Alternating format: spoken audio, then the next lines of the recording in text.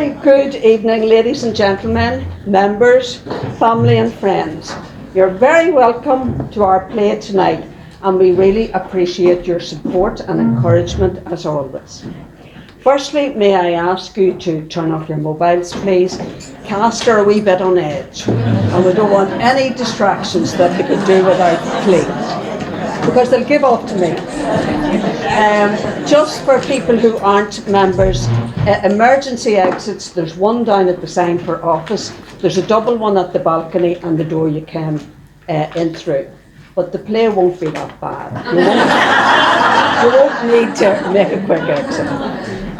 The other thing that I have to mention is we're having an interval, and all the lights will go on whenever it's ready for the interval. There's a long act, a short act, and then the interval of about 15 minutes.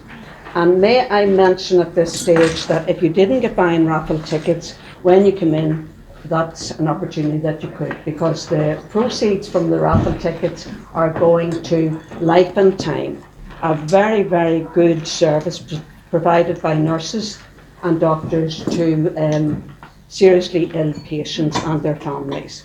So we would love if you could give kindly, and there's a raffle tonight and tomorrow night, and that will be held at the end of the play.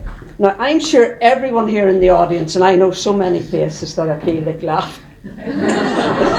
I'm sure everyone here in the audience knows someone or everyone here in the cast, and you've come along to see them making an idiot of themselves and also delivering a very fine performance. Well, can I tell you, we've a wonderful cast, and they have worked so hard to get to this stage. So all I'm going to ask you is, I hope you have as many laughs as we've had in our rehearsals along the journey to get this far. So sit back and enjoy the Quare Gunk. Thank you.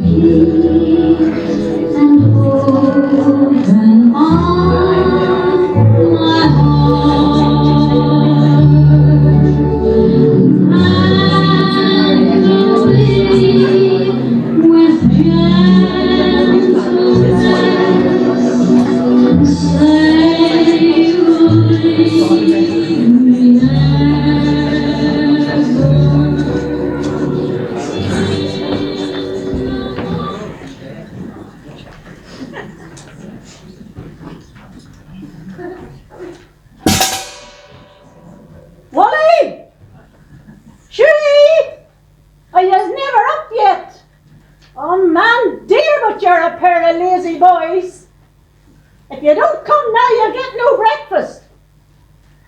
The milk will be curdling the non-oil cow if you don't give a raise. I'm coming, Mammy. Come on, I have your breakfast and all ready. Oh. Good morning, Mammy. Aye, what's left of it?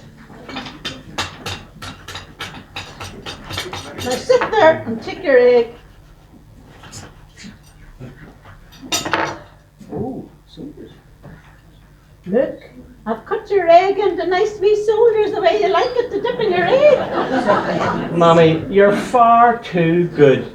You have me spoiled. Ah, sure, you're worth the spoiling. Not like that big lump lying up the stairs. Wally! Are you no for rising the day? Well, come when I'm ready. Quit bawling at me. Come on now, have your breakfast all ready. Ah, and I'll get my own. Get your own. There'll be 2 blue moons in the sky, but you get your own breakfast. One in the dunghill too. I don't like this one. It's lovely, Mammy. But I've got an awful headache and I really have no appetite. Sure, wee thing. Try and eat another wee bite and I'll get you 2 liver pills.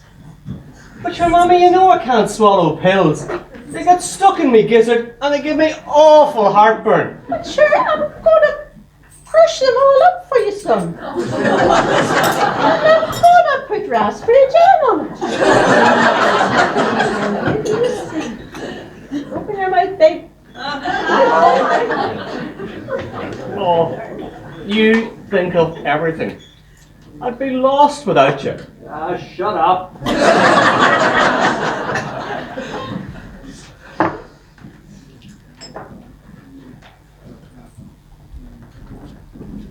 Well, here I am.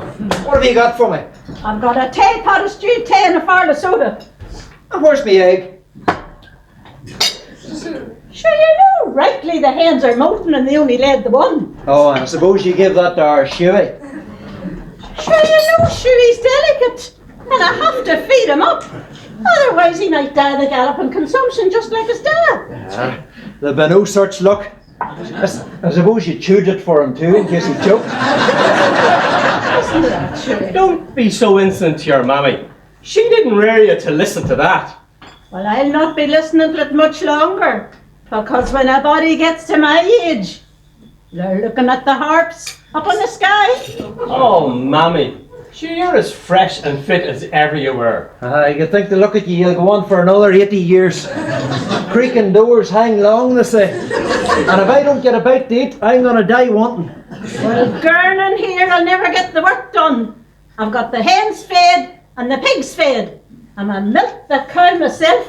If you don't hurry up, you'll never get into the hay feed today. Do you think the day will ever come when I can make my own decisions about here? But sure, Willie, you know mammy knows best. Aye, that's right, son. And do you see you? If you would only do as I bid you, we'd get all the work done a lot quicker round here. Well, you can butter our pieces and bring them up to the field, for we're not quitting the day till we get that field rucked. Oh, not at all. You couldn't leave him out in the field under that sun all day. Sure, you know his head's sore this morning already. The sun will not melt him. He's not a puck of ice cream. It'll take the pasty look off him and put a bit of marrow in his bones. I'll be all right. But of course, you could maybe ask Mrs. McLean to bring our pieces out. That would save your legs and give you a wee rest. Well, I'm not done yet. And I'll get your pieces to the field if they crawl on my hands and knees, where I'll be beholden to no other woman to do my work. But sure, she wouldn't mind, and sure, she'd do anything I asked. But you shouldn't be asking. And you shouldn't be talking to her behind my back. Now, eat that up and get on with your work. Come on, out, right boys, quick. Goodbye, mammy. Mwah. Out.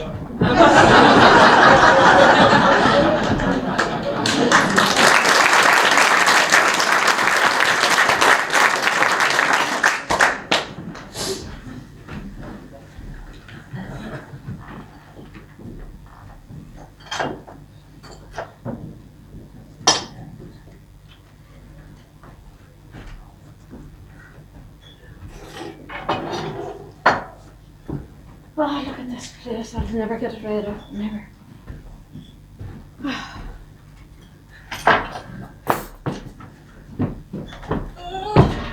You're right, Mrs. Hamilton. Oh, you're not very well. No, I've got an awful pain in my side, Mrs. McLean. Well, if you don't mind me saying, I don't like the look of you. Oh, well, there's a remedy for that. If you don't like the look of me, away home to your own house. Now I've offended you. I just meant you're a desperate colour. There's nothing wrong with me. It's those two big boys. That Wally one won't do a thing I ask him. And Shuey, oh sure he's that delicate, I can't take my eyes off him. You sit there and I'll make you a wee fresh cup of tea. Oh God. Have you not even the cow milked yet? Ah, I'll get You'd around think to one it. of them big strapping men would have done it for you. I'll get around to it sometime. Our Sammy will do it for you. He's outside playing football.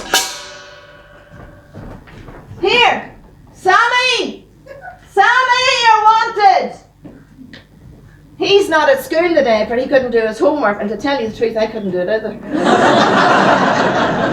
And once he didn't go, Maggie wouldn't go either, but then you couldn't teach her anything, she's as crafty as a fox.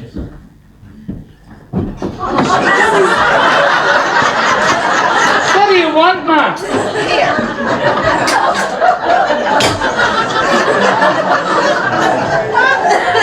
Take this bucket away on down to the barn there and milk Mrs. Hamilton's cow. And mind she doesn't kick you.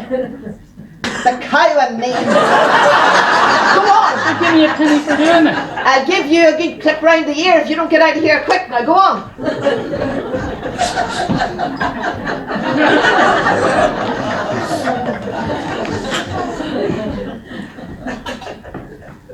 No.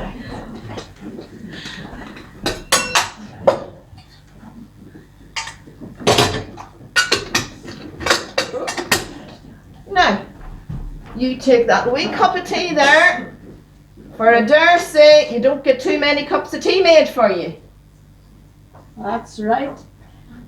Do you know, I was just saying to Shuey earlier on, I'll be beholden to no woman to do my work.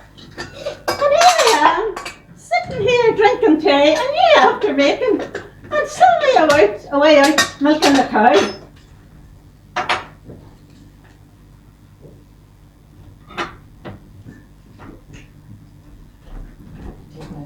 Well, if you take my advice, you'd sit down there and like as not, you'd be as right as rain in the morning. Rest? Rest, did you say? There'll be no rest for me till eternal rest. And even then, the good Lord will probably have something for me to read up in heaven. Ah, gosh, there'll be no rest for me. Oh, I hate you hearing you talking like that. Sure, none of us go before our time, and your time's not come yet. There's plenty more miles left in you yet. Do you know, when my time comes, it'll do them good. That Willie one will have to start doing a bit of work. And Hughie, well sure, he'll have to fend for himself.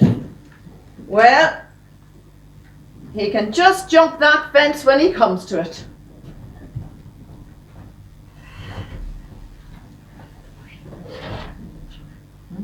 Now, can we talk about something a bit more cheery? Oh, there's not a cheery thought in me. Well, it'll not belong to the bring and buy sale, and then the soiree. I'm quite looking forward to the pair of both of them. Well, I'm not. When you get to my age, you're not fit for all that stuff. All that cooking and baking and cleaning. No, I'm not looking forward to it one bit. Right enough. I suppose somebody has to do the cooking and the baking. I just took it for granted.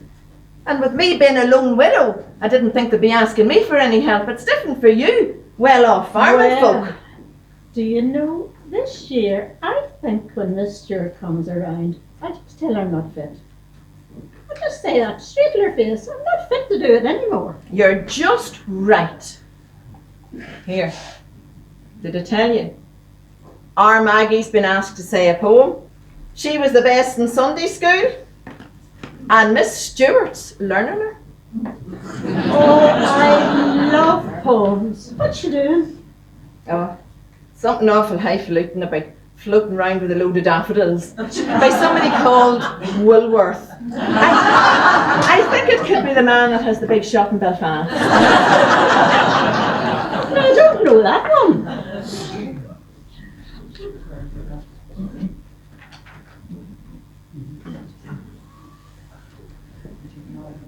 Will you have another wee sup of tea? Aye, all right. I'm enjoying this, mind you.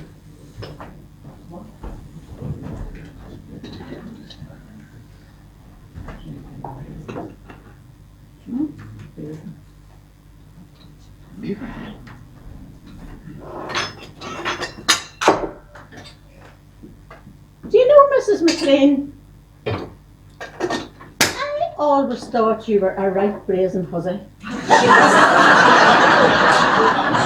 Well, especially when you came into that cottage in the yard last winter. Well, you know how it is, Mrs. Hamilton. When you're left without a man, you have to fight your own battles. And you see, if you didn't put a brazen face on it, they'd tramp over you like dried up cow shit. Well, don't I know all about it? When my own son treating me like dirt. Well, I was coming down the Loaning yesterday. You know those Maguires? Mm-hmm. They were out on their horses. And they near rode over the top of me. The Maguires? Oh God, they're awful hard to take. I don't like them, even at the best of times. But do you see when they get into the saddle? Should I think they're out horses shouting marmalade? That's a Quare, I never heard tell that before. Well, I always call a spade a spade. You do my heart good. You do not call a spade, you call it a blinking shovel.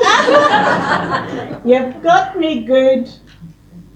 I enjoyed that wee crack. Well, I tell you what to do now. You get tidied up and away back to your own house. Ow. Because I don't like you being over here. I think you're only a distraction to my boys. Well, if you're sure there's nothing more that I can do, I can see you later. No, I'm fine now. You know, I just make their pieces for the field. And I make a pot of stew for their supper. And sure, it'll be grand.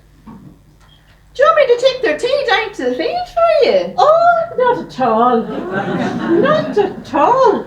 I'll be all right. You know, a good walk will do me good. I'll get my head short. Well, okay then. If you're sure there's nothing more I can do for you, I'll see you later. Cheerio. Cheerio, bye. Oh, Oh, he's coming now. it's yourself, Miss Stewart. Oh, It's Miss Stewart from the manse to see Hello, Miss Stewart. How nice to see you. Oh, excuse the face. I never got my tidying done in the day. Here, sit down. Thank you very much, Mrs. Hampton. Just for a minute. I know it's an awkward time to call, but I've just got so much to do and organise. His Reverence gives me no respite.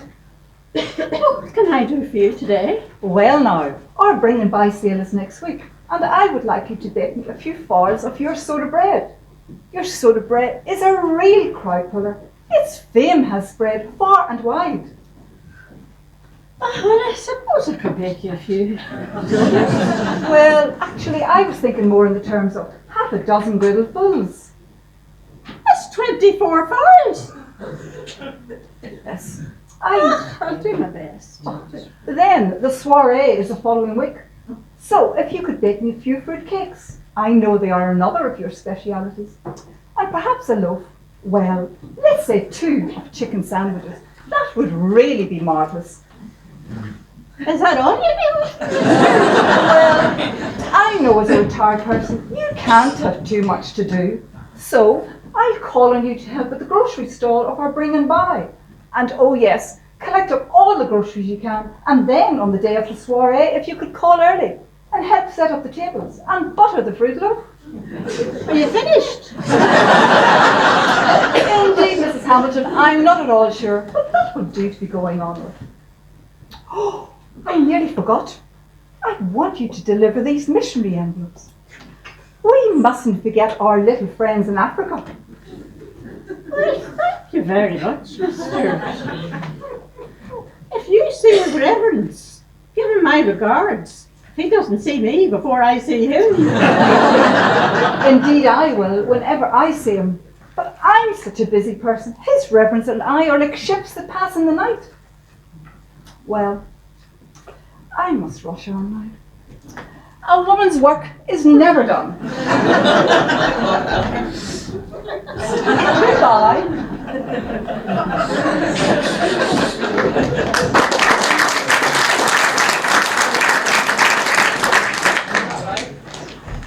But you know, it's an awful lot easier telling somebody else what to do than doing it yourself.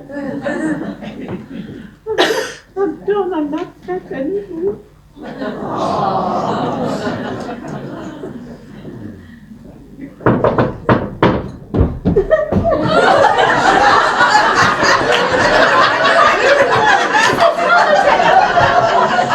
Mommy sent me in to see if you were all right. Look, you're crying. What are you crying for? It's only us Williams that cry. Child dear, Tears are a woman's lot all their lives, but you'll find that out for yourself soon enough. Oh, don't be crying now. You make me cry too, Mrs. Hamilton. Everyone knows Mrs. Hamilton is the strongest and the bestest woman in the whole of the country. Well, I used to be, but sure, look at me now. I'm an outdone woman. You're not a now-done woman, Mrs. Hamilton. 24 soda farms, 2 or 3 fruit cakes, 2 loads of chicken sandwiches, collect the groceries, lay up the tables, call at the stalls, and deliver a dozen missionary envelopes to Ballyclillan. Are you doting? I'm not joking, that's what Miss Stewart said. I don't mind that stupid old bat, Miss.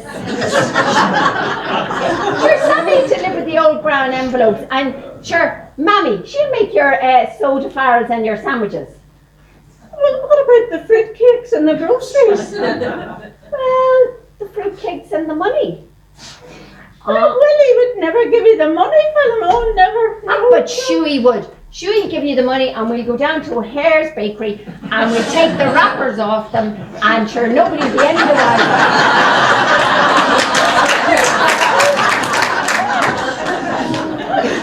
Oh, what about the groceries? The groceries. Sure, you get a big hamper from that sister of yours that lives in London that talks ever so much. Oh, that's right. There's a hamper in there from Fort Mason. Do you think that's a place in England? I don't know, but my ma... Lift it out. My ma said it arrived at Christmas time. It did. It's from my sister in England.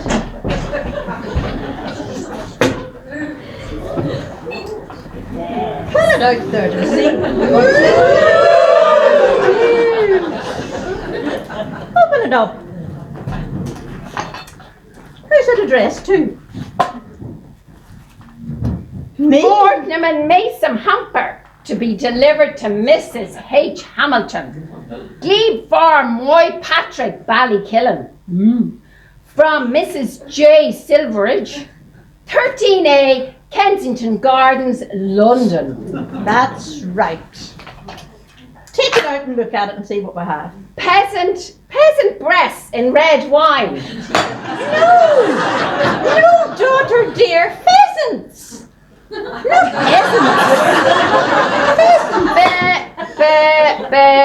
Beluga caviarari. From the rose of a virgin sturgeon. What's a sturgeon? A sturgeon is one of those foreign birds with the big tails. What's rose then? And what's a virgin? Well, I don't know about the rose. But I think a virgin would be somebody like Miss Stewart. Someone that talks posh then? No, somebody that's got no man. Then my ma and you must both be virgins then. Because your man's dead and my dad's dead. No, child dear. It's a woman that never was married. Oh, I don't know. It sounds funny old stuff to me. I'm going to ask Miss Stewart at Sunday school what a rose are. Do not! Don't dare! Now, what have we got? Peaches in brandy. Lovely. Pressed figs. Strawberry conserve. Foie gras de canard. Snails in garlic butter. Oh, yuck. Them people in London, they'd eat anything. Make my stomach turn. I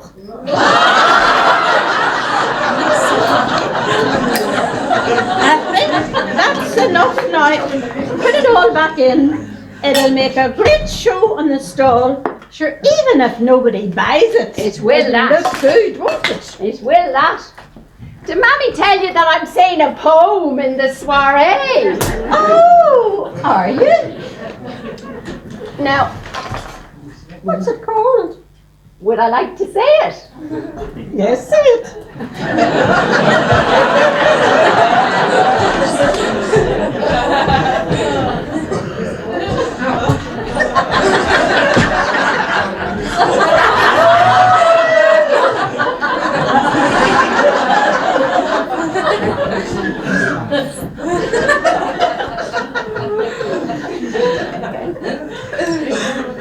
I wandered lonely as a cloud that floats on high o'er vales and hills, when all at once I saw a crowd, a host of golden daffodils, beside the lake, beneath the trees, fluttering and dancing in the breeze, continuous as the stars that shine and twinkle on the Milky Way. They stretched in never-ending line along the margins of the bay.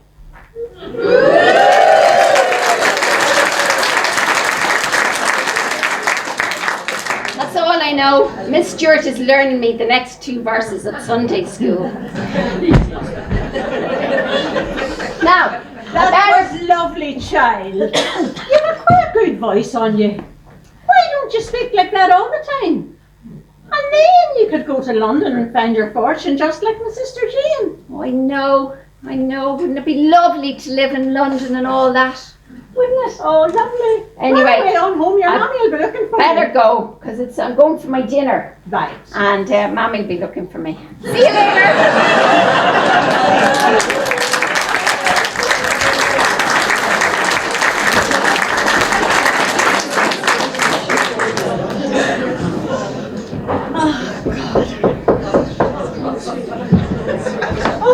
Good day, Mrs. Hamilton. My brother and I are on our way to Belfast. Mr. Maguire has some business to transact with William before we go on our way. What sort of business would that be? Oh, just some financial business. Isn't William here? No, Willie's away in the hayfield. Oh dear, well I must have a signature on these forms before I go to my stockbroker.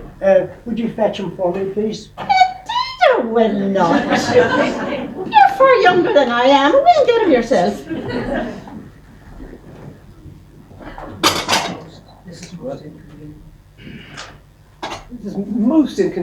is most inconvenient. I'm going to be late for my hair appointment in Belfast. Oh look, there's a boy out in the fields. Little boy, come here. Come here.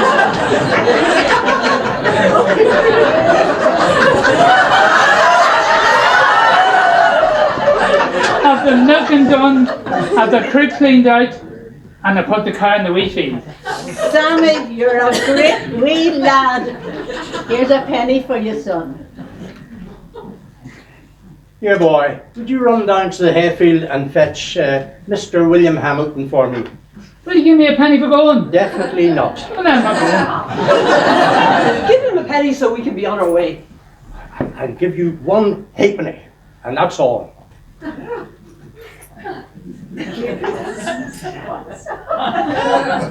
And hurry on now.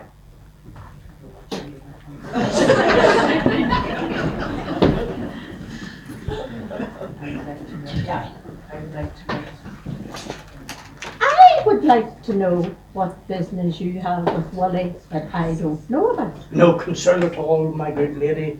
Just some financial arrangements I have with William. Never heard a thing about it. Oh, Mrs. Hamilton, where did you get these fabulous foodstuffs?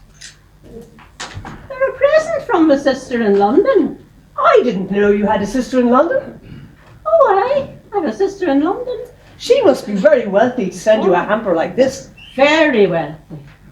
And does she have any children? No, she's a widow with no children. And does that mean Hugh and William are the heirs? Well, it never cost me a thought. And sure, it's none of your business anyway. Oh, I'm sorry, I don't mean to pry. But you know the way it is when you're new to a neighbourhood. You like to know the background and breeding of your neighbours. Well, our background is fine. It's been here for 100 years. And we've a lot more breeding than some I could tell you about here. Willie, what are you plotting about behind my back? Good day, Mr. Maguire. Good day, William. Miss Maguire. Good day, William. William, I just need your signature on these forms before I go to Belfast. It's the shares that we were discussing the other evening. And, and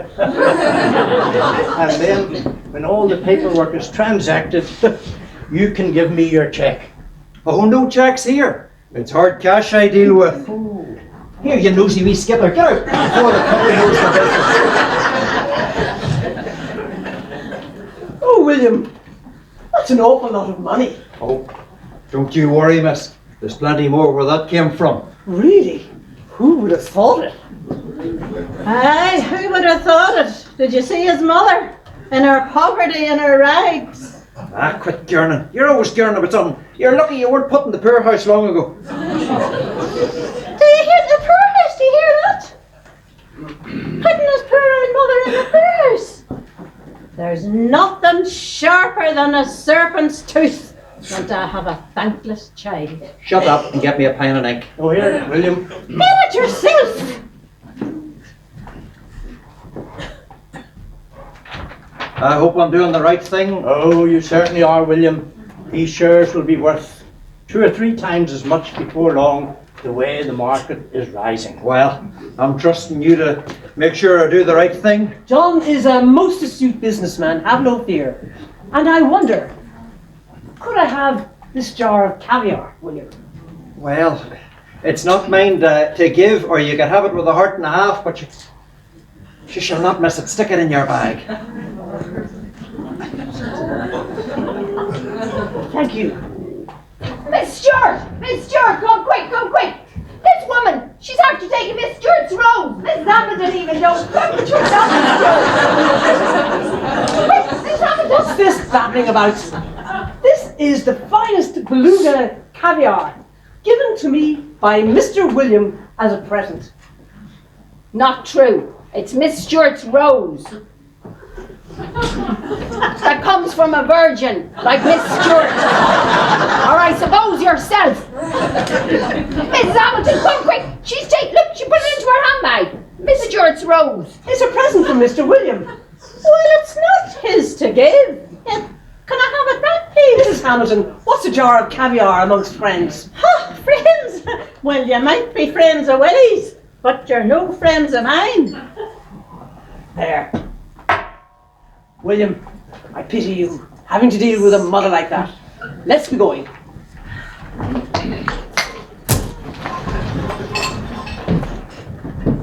Are you not ashamed of letting that old hoi polloi talk to your mother like that? She showing me up in front of educated people. Educated me arse! They're jumped up nobodies. Your dad and his dad before him farmed this land for 100 years. And they licked the boots of no man, or no woman either. I'm not licking their boots. John McGuire is my financial advisor. Now you get them pieces spread till I get back up to the farm. The rate you're going will not be fed before dusk. I tell you, who'll be spreading the pieces for you when I'm not here? Oh, are you going somewhere? I am, and very soon too. Well, I don't know where you're going, but they'll have some time putting up with you. I wish them luck. It's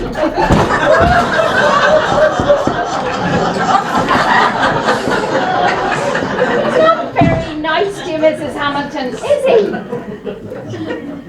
Do you know, I think he must be a throwback. For his dad and his brother are lovely people. But Willie, you couldn't like him if you reared him. Okay, well, I better hit home for my dinner again. See you later, Miss Hamilton. Bye.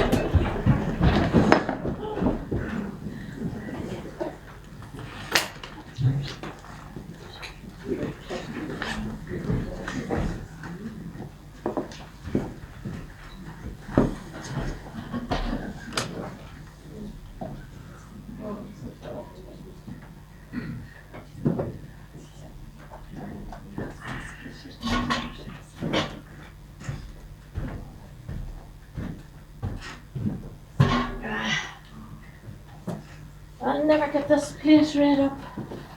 Look at the cut of it. Desperate. But sure, I'll take the weight off my feet and sit down and do a bit of my darning for a while.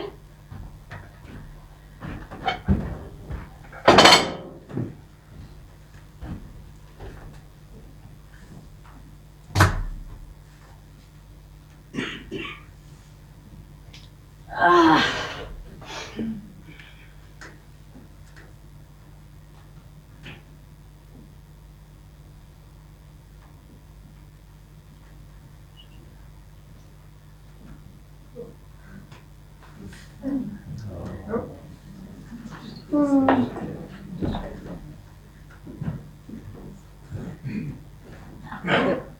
out so sure she's done out.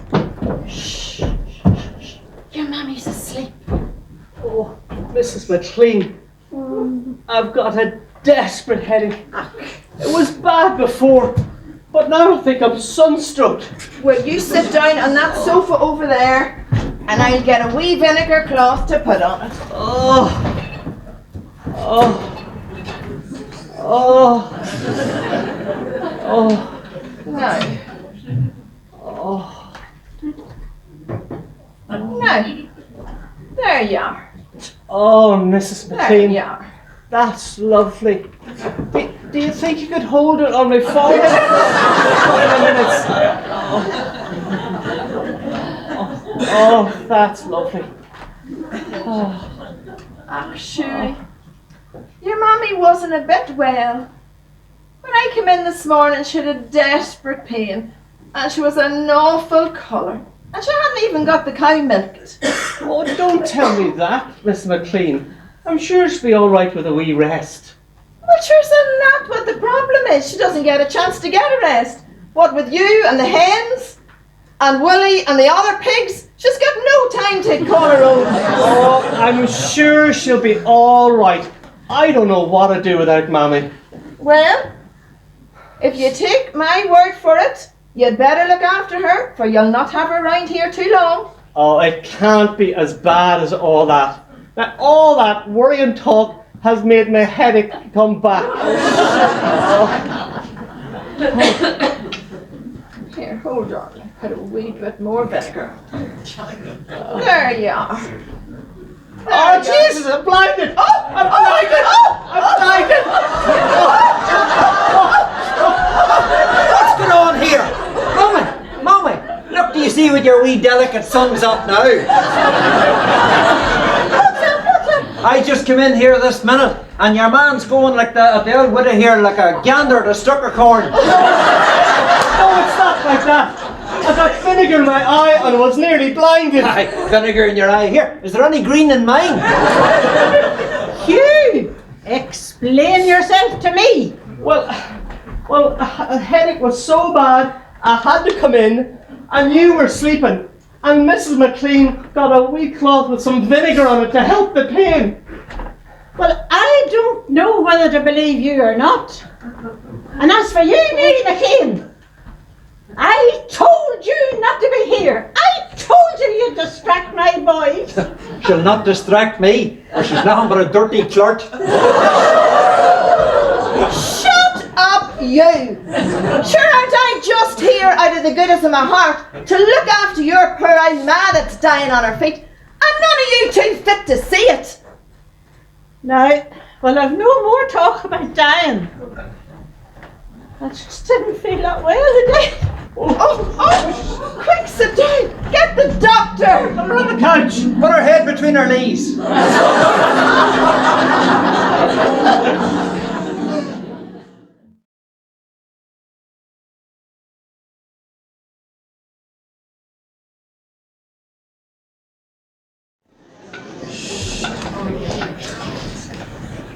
You know, Willie, we're going to have to get that bed moved back upstairs.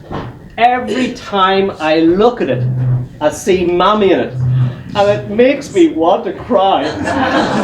Your bladder was always too close to your eye. We're not shifting it. Sure, we're sleeping on it ourselves. It just doesn't seem right sleeping in the kitchen. If you did a bit more work about here, you'd be that tired you'd sleep anywhere. Well, you know, I just don't like it. Well, you can lump it. Sure, we're saving wear and tear on the linoleum and oil on the lamps upstairs. I don't know what Mammy would think if she saw the way we're living, you know? She's that busy polishing harps, she hasn't time to think. You are a hard man, Wooly. I am, and I'm proud of it. Now give that old rooster another rumble about in the pot there. I'll tell you what, this fella, he's been boiling for hours, and he's still as tough as leather. Sure, he's nearly as old as ourselves. He'll take a bit of boiling. Well, you know, he had a brave life. I think he missed Mommy too. You know, she always had a wee fistful of corn for him whenever she'd be out in the She had him spoiled like yourself. And if he hadn't have been sitting moping and sulking outside, the feed cart wouldn't have run over him, and he wouldn't be in that pot. You know, I think he just missed her, you know? Well, we'll have a good old feed tonight once you get this soup made, for I am fed up of tea and pan loaf. I do miss the old woman for her cooking. You know, and her patching, and her darning, you know? Well, we'll get a good old feed tonight. Here, what else did you put on it? Well, let me see now. She put peas, and she put barley, and she put parsley, and she put celery, and oh yeah, she put carrots and leeks as well. There's a bucket there beside the sink. I see peas here, but there's no barley. Man dear, sure isn't the barn bursting with barley? Go out and get some. I'm going to go and chop the vegetables.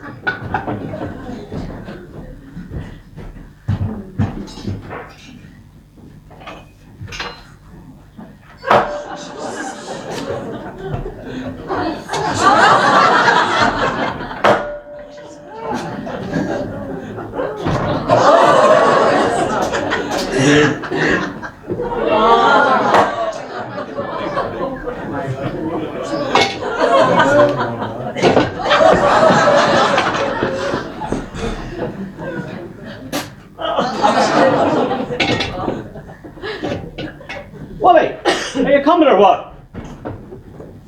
Well, there's a lot of wee black things in there. What do you think they are? I don't know, they'll hardly kill us. Here goes. You know what I was thinking, Wally?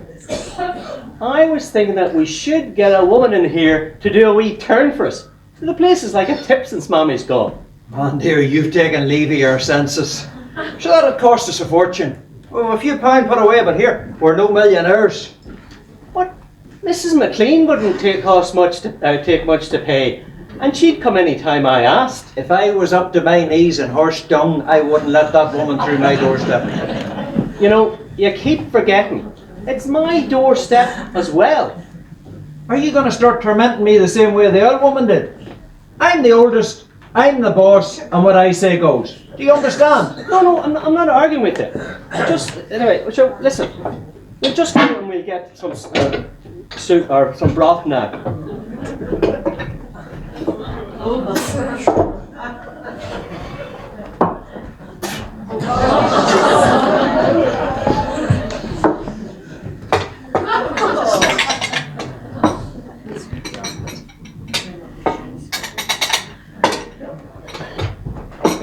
It doesn't look much like the broth Mummy used to make.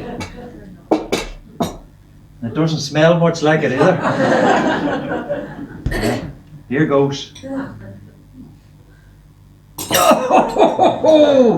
Oh, that tastes like nothing but mouse dung and flour. Carry on like that. I'll get better with practice. And sure, we still have the rooster.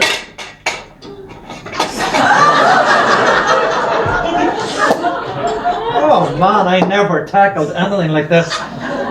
Oh, and what's this here? What do you think it is? It's the guts. What do you think? Do you think that the chicken or the rooster was boos or what? Oh, I doubt the old woman used to take the guts out. Sure, how was I to know? We're nigh on 60, and she lifted and laid us like eggs. The place has gone to rack and ruin since she's gone. I just dropped in to see how yous are getting on. God, not very well by the look and the smell of things. Who asked you in here, you nosy old snooper? Go and put your own house right before you come in here gloating in on us. I'll ask you to keep a civil tongue in your head, for I'm only here out of the goodness of my heart to see if I could give yous a wee hand. Hand? What sort of hand could she give us? Look at her. She's pegging. Willie, don't be like face that. hasn't seen water since last Mayfair. Don't be like that, Willie. It's all right, Shuey. I can speak for myself. And as for you, you cantankerous I'll rip. I hope you sit there till the moss grows on you, which won't be too long judging by the state of this place. And another thing, I mightn't be too fussy about myself, for who cares about a lone widow? But I'll tell you is this, I can cook a good dinner. So, good night to the both of you.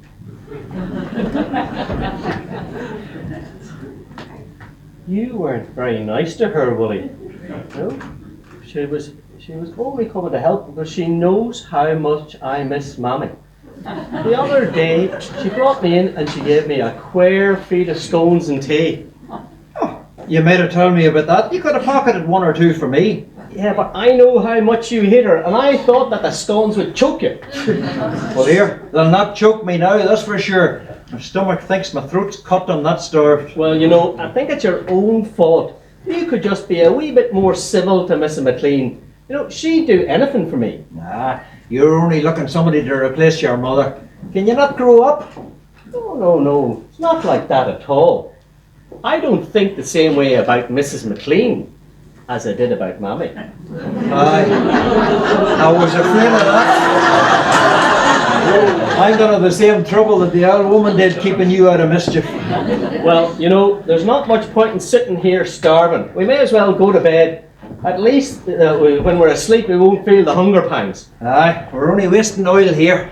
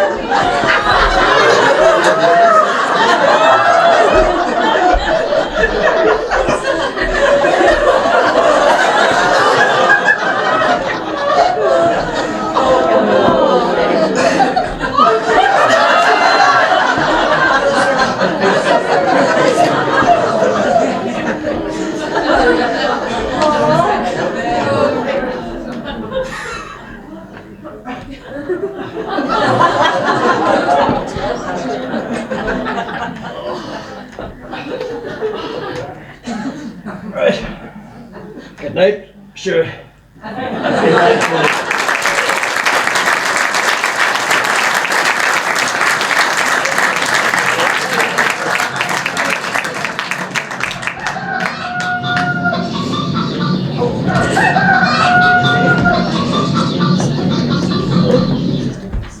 I am not a cursing man, but I could curse that rooster. Oh, sure, I'm not a bit well. There's something rumbling about my stomach like an old trout.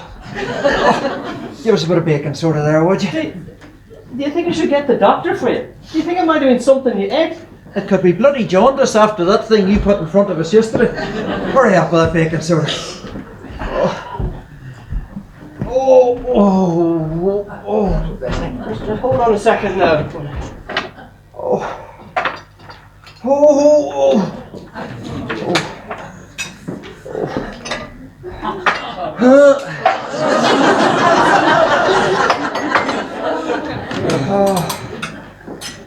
There you go. Oh, maybe this will shift the gas. Oh, God, I'm poisoned. Oh, poison. Oh my God! This is desperate! Mrs. McLean! Maggie! Oh, shit! Sammy! Mrs. McLean, anybody! Quick! Some help! What's up, Shirley? Look out, the house is on fire. Poison Wooly! Look at him! Well, I would have poisoned him months ago for half a chance. Oh no, I didn't mean to poison him. I was giving him some baking soda to lift the wind and he went like this. I think he's for dying. Right enough. He doesn't sound great.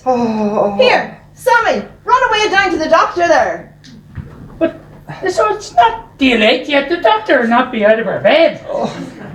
Oh, Well, get her out. She'll not be pleased to see me.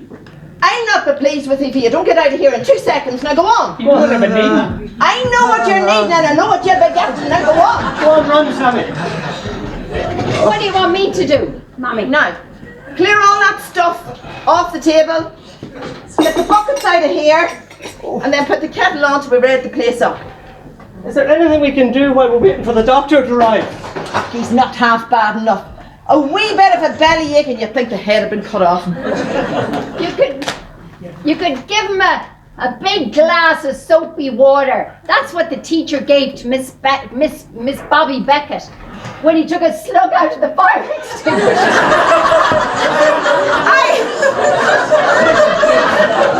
I would give him a whole blast of the fire extinguisher and I thought it would get him out for good. Well, you know, you're not being very kind. Kind? What kindness did he show to anybody? You are far too soft, Shuey Hamilton. I know, but he's all I've got now. Well, he had his mother's heart broken, and if it wasn't for him, she'd still be here. You know, I think she's better off where she is now.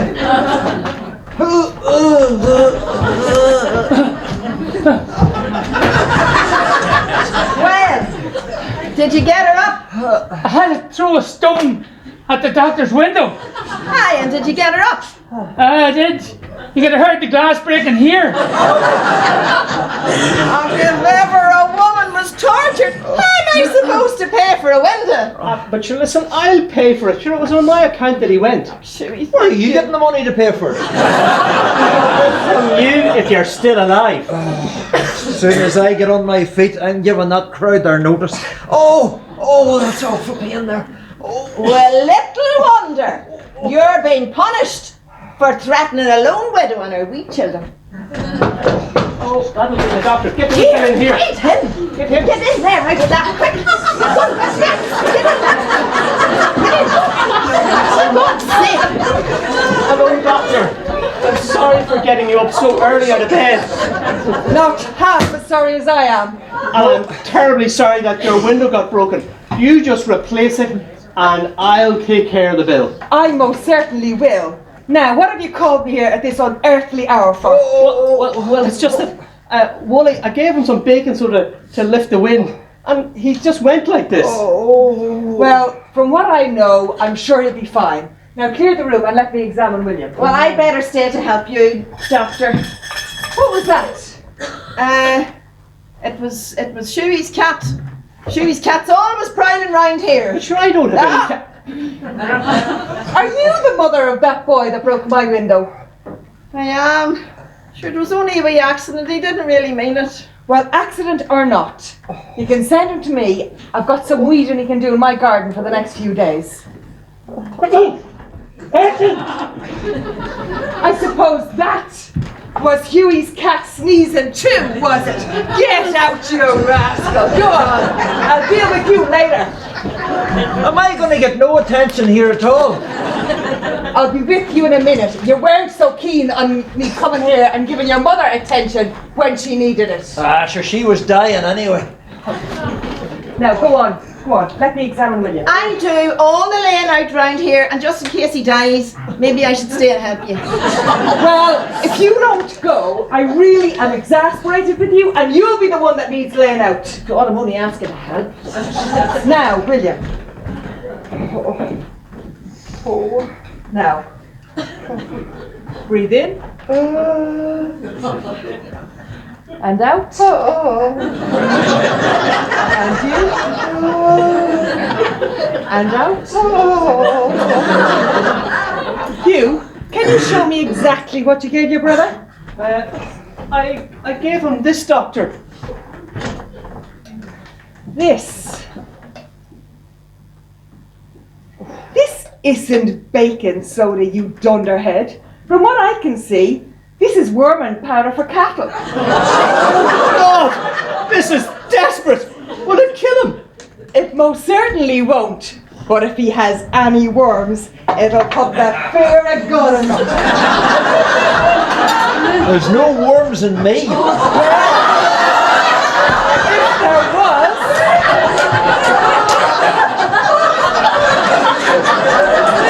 Be brave. Be brave. there won't be for long. I'm just going to give you a gentle emetic just to get rid of any of the residue. What? An enema? You're not coming near me to stick one of them pipes up my behind. Darn sure, I'd rather die first.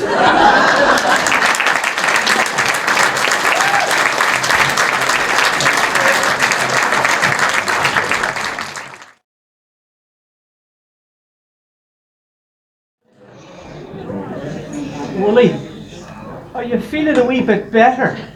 I am not, and it's your fault, you stupid old goat. Well, anyway, you should have let the doctor help you. She was for giving you an emetic, not an enema. It was to make you bug. Oh, that had nearly been as bad. Well, anyway, the doctor says I'm to give you plenty of starchy foods, so I'm going to try my hand at a riddle of soda. I've seen Mommy make it often enough. You've seen her making soup often enough, and look how that turned out. Yeah, but broth is a lot more complicated. You know, there's nothing to soda other than buttermilk and flour. Well, I'll say nothing till I see it baked.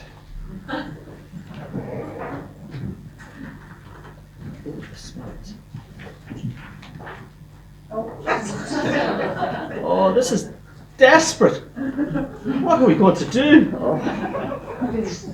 Oh, quit yearning. There's no point in yearning. So that's not going to help any.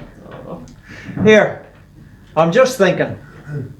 I'm going to get married. So the marrying will be cheaper than the paying. Married? You? Married? Sure, who would have you? If it was cleaned up, there'd be plenty would. Well, I'll tell you what, have you looked at yourself? Oh.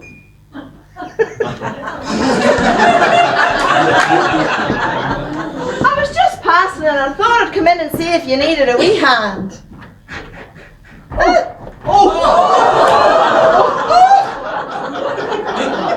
Shit! What in the name of God have you got in your hands and on me? Are you doing a bit of plastering?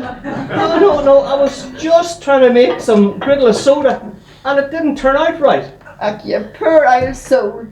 Sure wasn't I doing a wee bit of baking? And I brought you down some fresh soda. Ooh. There you are. Now, come on till we get you cleaned up. Give us that book.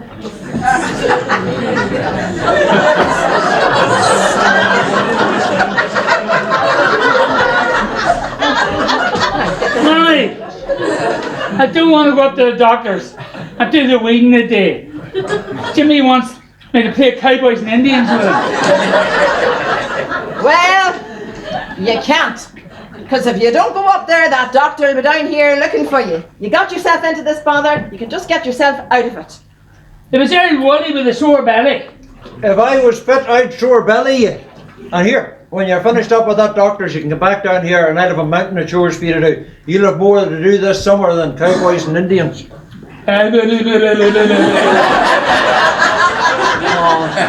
This is lovely. Isn't that better? You know, Wooly and me fair miss a woman's hand around here. Aye.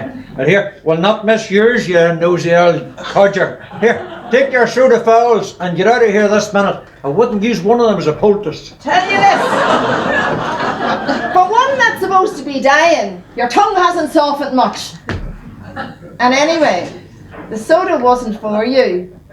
It was for Shuey. And you just enjoy that Shuey. And you come up and see me anytime. Cheerio now. You know, you weren't very nice to Mrs. McLean. You know? She's a conniving old besom, that. And as soon as I get fit, I'm giving her a notice. You couldn't do that. She was only trying to help, and she knows how much I miss Mommy. You know? And she's got quare and gentle hands. She washed me like a baby. It's a wonder she didn't powder your backside. I have more important things to discuss. Like who I'm going to marry. Marry? Sure, who would have you? Have you? Sure, you're not really cut out for the marrying type. I'm much more likely to get married. I always liked the women, but Mommy would never let me near one. I had a darn good job too. You're too soft for a woman. It's like training a dog. You have to stick your boot in good and early. Treat them mean and you'll have them eaten out of the palm of your hands. Well, you know, for someone who's had neither a dog nor a woman, you have clear authority on it. Well, that's decided then. All I need to do is make my choice. And tell me, how are you going to make your choice? You're wondering who'll have me? I would wonder who'd have you. You know, here, look at you. Go and take a look at yourself. Look, get up there. Look at you. You're nigh on 60.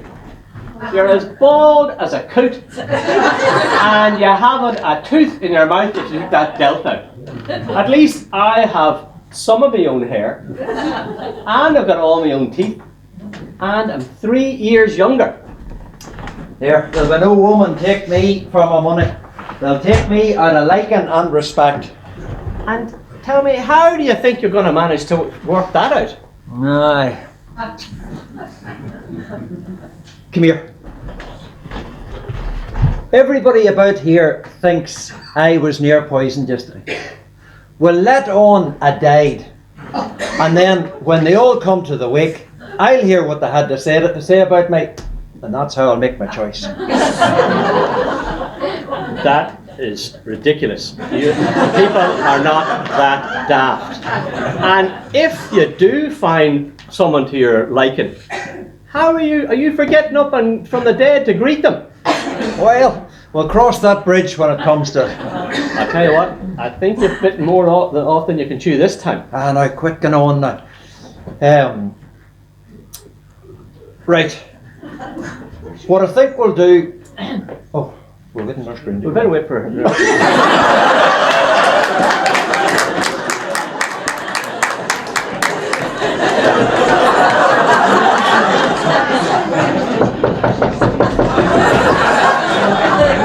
Oh, hello, Nurse Screen. Oh, Nurse Screen, you're late on the rounds today. This morning.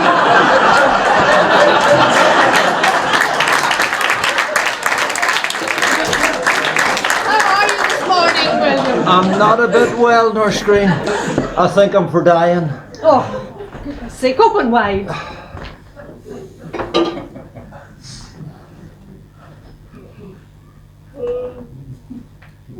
Temperature normal and your pulse is as steady as a rock. It might be as steady as a rock now, Nurse, but I take these wee turns and my heart just near runs away with me. And the pains, that just run right to the tips of my toes. And then they come all the way up. And then they go right down into my fingertips. Oh, it's a terror. Oh, you know, William, it's just those wee worms. They've lost their direction, you know, and they're looking for a way out. It's not very nice of you making fun of me and me dying. You didn't make fun of the old woman when she was dying. I wouldn't be talking to you like this if I thought there was any chance of you dying. You'll just have to be a good soldier for the next couple of days, and then you'll be as right as rain.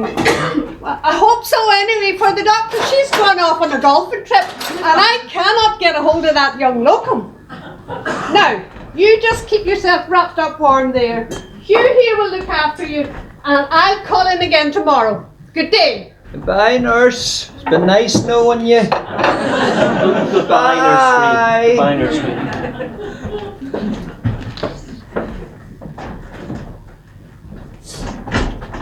What are you playing at?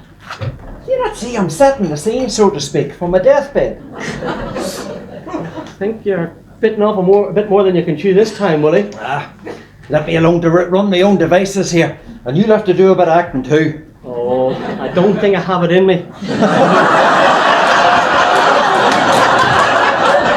I'm no good at lies and deceit. And but which part would you want me to be playing? Well, I think I'll die during the night.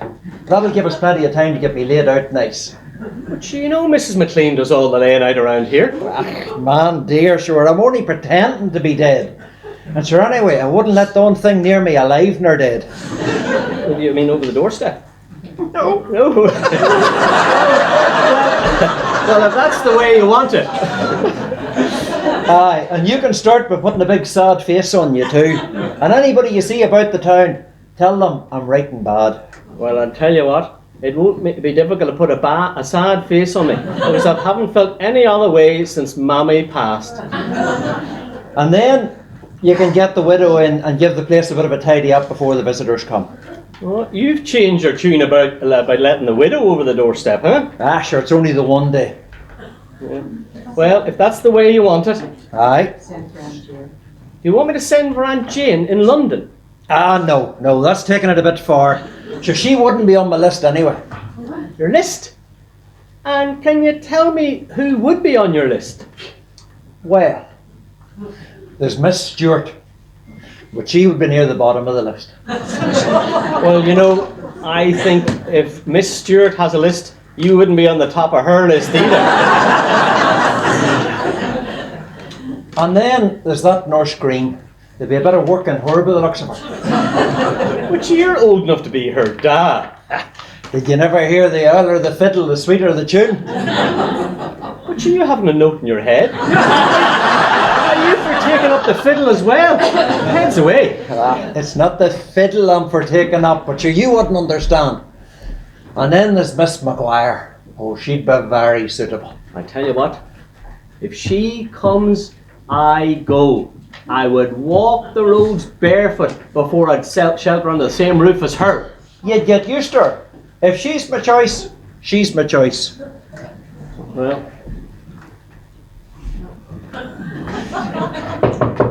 Chewy, Mammy sent me to see could I have some rhubarb. Definitely not. Who am I supposed to believe then? You and your mother, you're always in here scrounging something. I'm sick of it. here, wee girl.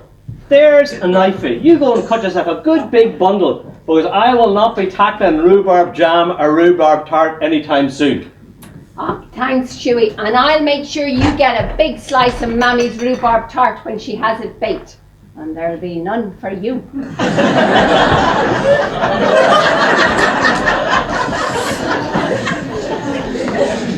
gave you the right to give away my rhubarb? Our rhubarb woolly, you know. Well, whenever the new Mrs. Hamilton comes about here, she'll be making tarts and jams and all sorts of things. Well, I'll tell you what. It won't be anytime soon. We'll be happy to let the rhubarb shot before you get wed. Huh? As soon as I make my choice, I'll be putting in for the license right away. Well, I'll tell you what. For a man who's waited almost 60 years, your haste isn't decent. Would you leave me to run my own affairs? Now, where were we? Why, we're going through the list. Do you want me to write down these names? Get me a wee list to see us compare with mine. Can you think of anybody else? Well, let me just have a wee look here. What about Aunt or our cousin Jean and Tyrone? But sure, she wouldn't come. She didn't come to Mammy's funeral, and sure, Mammy was the one who kept closest with her. Sure, she haven't seen her in years. Well, sure, send her a telegram anyway. Send it today. That'll give her plenty of time for her to get here. Tell her I'm sinking fast. Well, if she comes, it'll not take her long, because I hear she has a motor car now. Oh, a motor car? Well, that puts 10 points in her favour right away. Oh, aye, a motor car would be very handy. You know, I think you're counting your chickens before they're hatched. Aye, they mightn't be hatched, but I can just hear them jumping away in their shells. Oh, this is some plan. You know, I think you're wasted at the farming, Wooly. I think you should be up in Stormont. Do you know, I think I'll give her that a run next year. Can you think of anybody else? Well, there's Miss Miller, the dressmaker. Now, she would be good at the patching and the darning. And there's the widow Armstrong. Now, she'd come with a farm of land. And then there's that woman from Belfast who helps out in the pub. I don't remember her name. Aye, well now the dressmaker. She'd be more used to a pair of scissors than a pair of head slippers. The widow, she'd be far too old. And that one that works in the pub, she's Bradley from Belfast. Oh, you know what I think of women from Belfast? And strong drink. Well, are you going to put them on your list or are you not? Look, we'll see how we get on with the first lot, and if there's nobody suitable there, we'll just extend the week. Okay, well that's the way you want it.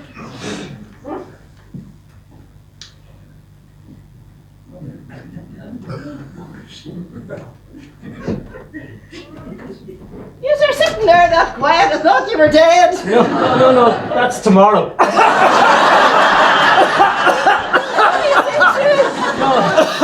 No, it's to be nice tomorrow. That's what I was saying, it's to be nice tomorrow. Who told you that, Chewy? Are you sure you're all right and not sunstroke again? Oh, I don't know, it's Wooly that's not well. I'm not a bit well. No. I think I'm for dying. He doesn't look well and he doesn't sound too well. Do you think I should get Maggie to go up and get him? Our Sammy's up there waiting. Yeah, I think we'll need her again. But sure, don't you know the doctor's gone on a golfing holiday? Well, she'd no right going golfing when she knew I was dying. Ah, now you're sounding like your idle self. I doubt you'll not be dying for too soon. Ah, shut your beak. It's the luck of you makes me far worse. I just came to return your knife, Shuey. It's a Quare sharp one. I tell you, I could think of better things to do with it than cutting rebar. Like what? Like sticking you with it, you big fat pig! Get her down!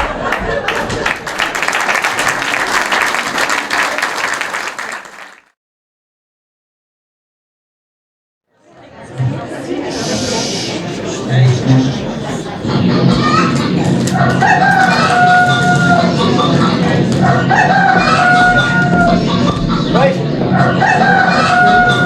Are you up? Well, we'll have to do today. Oh, this is the day the Lord hath made. Rejoice and be glad in it. What are you quoting scriptures for? I felt like it. Well, here, when you're done preaching, stick on the kettle there for I could do a good wash. Sure, didn't you wash a couple of days ago? And when you have that done, nip upstairs and get Daddy's suit out of the wardrobe and a white shirt and grab a clean sheet for that bed. All right. Will you be wanting your bowler hat and gloves as well? No, do not, you Egypt. It's not the 12th of July I'm going there, for God's sake. That man has no gumption. Here you go. Throw them over the chair there. Right. What do you want done next? Stick on the kettle and make a cup of tea there. And butter a piece of bread. For dear knows when I'll get something to eat again. Dear knows.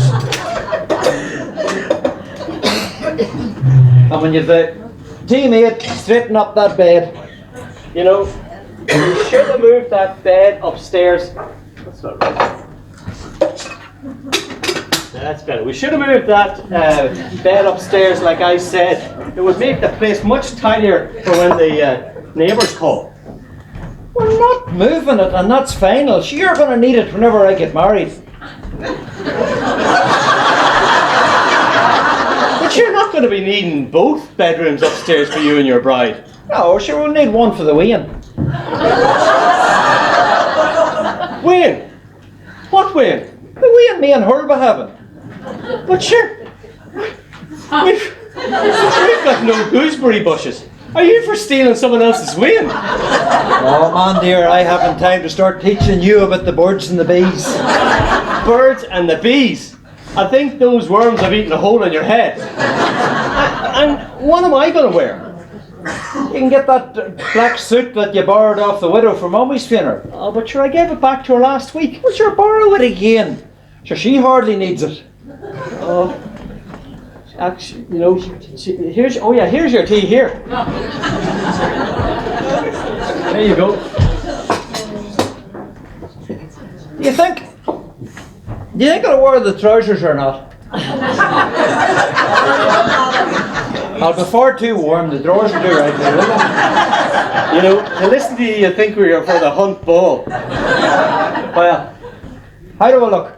Oh, you make a lovely corpse. Well, here, I lie down there, you tie up my chin. I'm gonna need a bandage. No, the bandage is like at the cupboard there, isn't it? Oh yeah. Now, sit up there. Probably take your hat off while you're at it.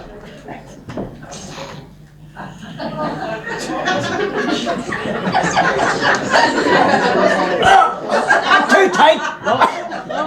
I think it's all right.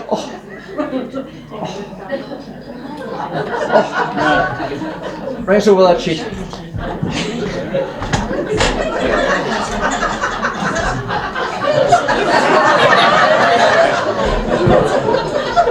Right, and you're gonna Put a couple of pennies in my eyes.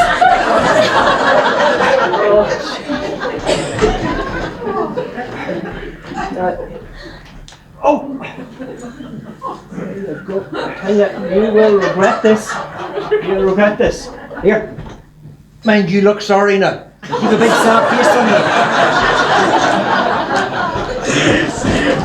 Mrs. McLean! Mrs. McLean! Boys and dear, there'll be no good come of this, because I am no good at lies and deceit. I'll bring a curse on us. Mrs. McLean!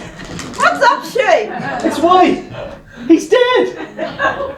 You doting. Sure, he's just getting back to his own wicked self yesterday. I know, but like after you left, he had a sort of a seizure, and then I managed to get him back to bed, and then he just went into a deep sleep. And what happened then? Well, you know, I tried to wake him, but he was snoring so loud, you could have heard him at your house. Oh, God. And after that, what happened, Shuey? Well, then I sent a telegram to me cousin Jeannie in Tyrone.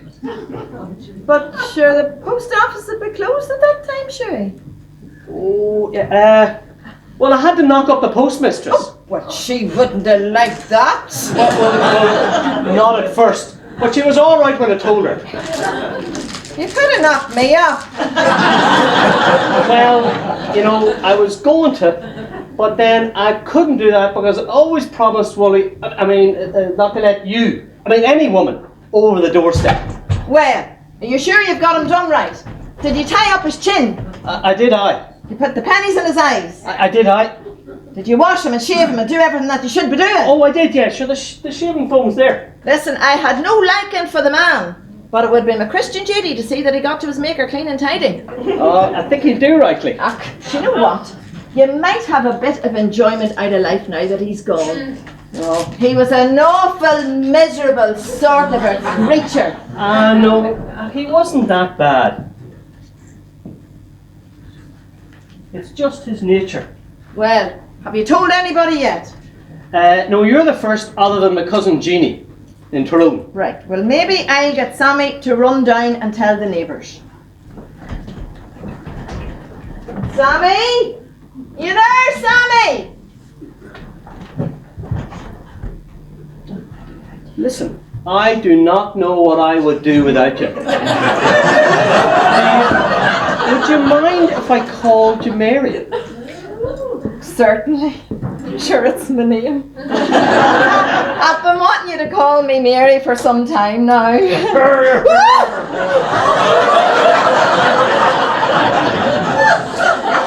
What was that, Chewy? Oh, I think it was just the death rattle. The fear of God in me.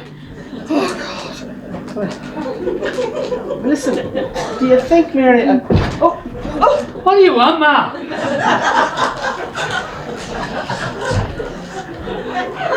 Run away down to the neighbours there and tell them that Mr. William Hamilton's dead of a seizure. You're making it up, Ma. I'm not, that's right enough. Good riddance anyway. Don't you be so cheeky, go on now. Give me a penny, we're going. Here, wee fella. What are you like? There you go. Now run off quick. Go! That wee fella's getting far too greedy. He'll soon be looking for a penny to get out of his bed. You know, he's a right wee fella. I'd say he'll be a millionaire before he's 20. Well, it won't be for the want of trying. Now come on till we get here cleared up a wee bit.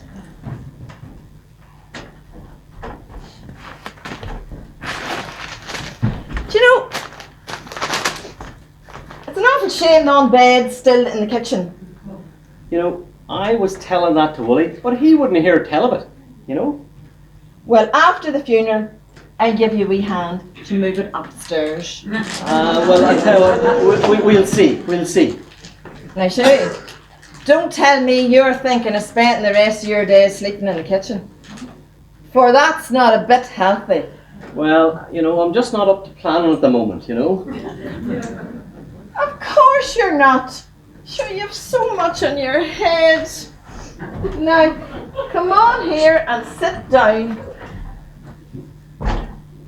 And here's a nice wee cup of tea you didn't drink earlier.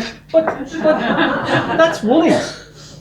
I mean, I made it for him last night, but I couldn't wake him. Kept right and warm, Shuey. Well, it was a very warm night. I was sweating up a storm. I'm still sweating. Well, I don't find it too warm now, but sure, maybe that's the way the shock's getting you. Maybe that's what it is. Do you think, Mary, that I could borrow your suit again? I hate asking for so soon, but would that... You can, surely. Sure, listen. Why don't you just keep it for a wee while before our Samuel fit into it? Aye. Do you think you could go and get it now? I'll go and get it for you in 10 minutes. I just want to read up here a wee bit. Well, I'll tell you what. It won't take me long to wait 10 minutes.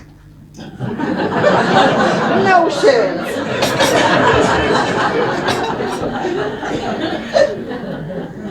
Do you think it'll take your cousin Jeannie long to get here? I don't think she's going to come. Mommy was the only one that she kept close with. And she didn't come to Mommy's funeral. And I haven't seen her in years. Tyrone, did you say she was from? That's a brave dander.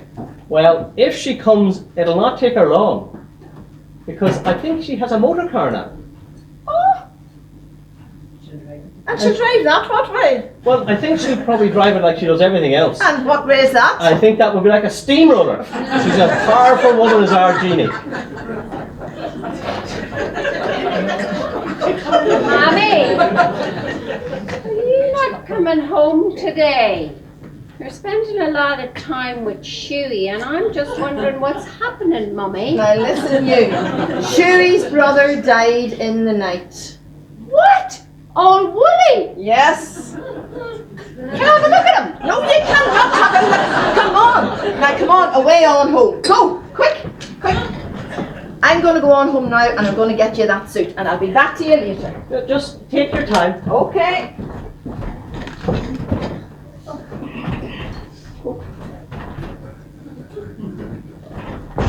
Are you there?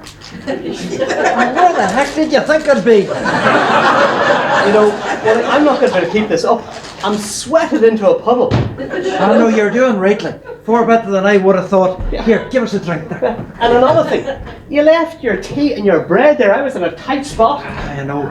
She's far too sharp, that one. You'd be far better keeping her out. Sure, I couldn't do that. Sure, who's going to make all the tea for the visitors when they call round? Aye. Well, here, you just need to keep a good eye on her. Here, tie me up. I'm dead again. Right, you lie down there. You know what? You have a much easier part than I have.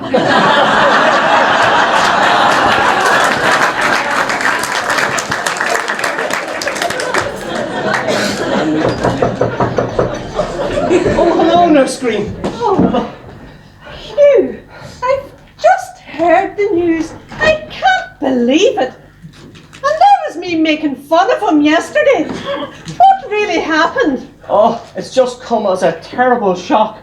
Mary McLean was round, and she got him kind of all riled up. We always hated her, Well, I don't know for why, I'm sure, for she's a right good sort. Well, after she left, he kind of had a sort of a seizure, and he fell back into bed and just slept away. Oh dear, and you had to cope with that all on your own. Well, I went for the doctor, but I forgot that she was away on a golfing trip, and I didn't want to wake Mary. Well, you're going to need a death certificate, so I'll have to chase up that young locum. A death certificate? Well, I'll tell you what, we don't really need a death certificate. Sure, Woolly is right well known. Why, Hugh, you're getting yourself into an awful state. What is the matter with you? Sit down there. But does he? We really need a death certificate? Well, you know he cannot be buried without one. Well, I'll tell you what, maybe we should wait until Dr. Ryan comes back from her long golfing trip. She knows the case enough. Oh, well, I suppose you're right. Look it. I have a wee nip of brandy in my bag, and I think you need one. Oh, but you know, Wooly doesn't like me to drink strong spirits. Well, Willie's a spirit himself now, so whatever he is, he's not going to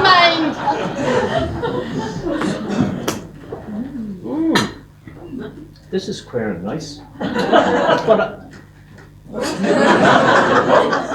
But I tell you, you go on now. You've got more to look after than me. I'll be all right. Oh, no, it's no bother when I think on how kind and how good you were to your mother and how gently you looked after her. It's only right that we should look after you now. Ah, your screen. I didn't do that much. Here's that suit for you, Shuey. Oh, Hello, nurse. I didn't see you there. Hello, You go and get changed. I'll go and get into changed. Okay. How are you? Just heard the news and I thought I'd better go down there to see how Hugh's doing. It's very sudden, isn't it? Sutton's no name for it. Sure, I was only in here yesterday and he was getting back to his old self. I know he really was a horrible man, but I wouldn't say that to Hugh. You know, Hugh had no life. He didn't even have a decent suit to put on him. He's away up there, putting on a suit that belonged to my man, and him, a poor farm labourer. What? I thought they owned this farm jointly. Aye, the two. But your old Willie held the purse strings. I tell you this, you wanted to hear some of the things his ma told me. 2 shillings a week. 2 shillings a week. He gave Shuey. And I would say most of that went to our Sammy. Look, there he has his money up in his wee money box there. Well, you know, when all this is over, we're going to have to see that Hugh has a better life. You know, his mother, she loved him dearly, but really she smothered him and she wouldn't let him out of her sight. And we both know how William treated him. Well, I have plans for Shuey. I'll have his outlook broadened in no time.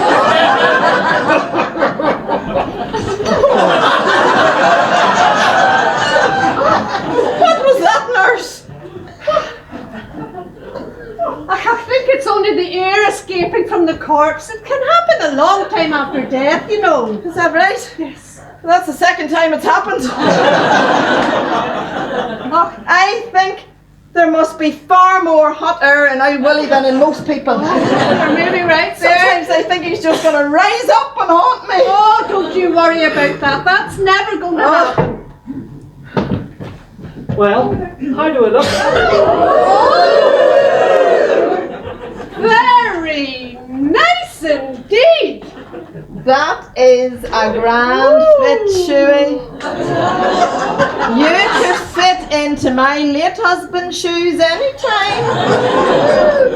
Did your husband have shoes? Do you think it fit? No, Shuey, he didn't have shoes. He only had farm boots. It's just a manner of speaking, but I'll explain it to you sometime.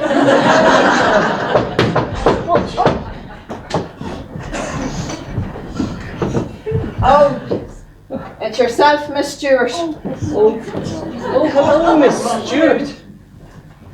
Hugh, Sammy has just told me the sad news. It's so sudden. You must be absolutely devastated. I'm finding it very difficult to bear. Sit down, Miss Stewart. Oh, it must indeed, Hugh, for you were always the soft and gentle one. Now, if it had been you who passed away, God forbid, I wouldn't have worried one bit about William, for I don't believe he had a feeling in his body. But how will you cope, Hugh? First your poor mother, and now William. It's more than one should be asked to bear. It is so difficult, Miss Stewart. But at least I have Mary McLean to help me. She's been so good to me. Oh, I'm glad to hear you're being a good Christian, Mary. I am doing my best.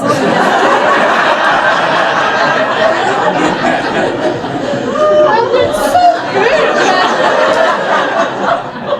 It's so good. That you here has Mary, and herself and wee Maggie were a great help to Mrs. Hamilton.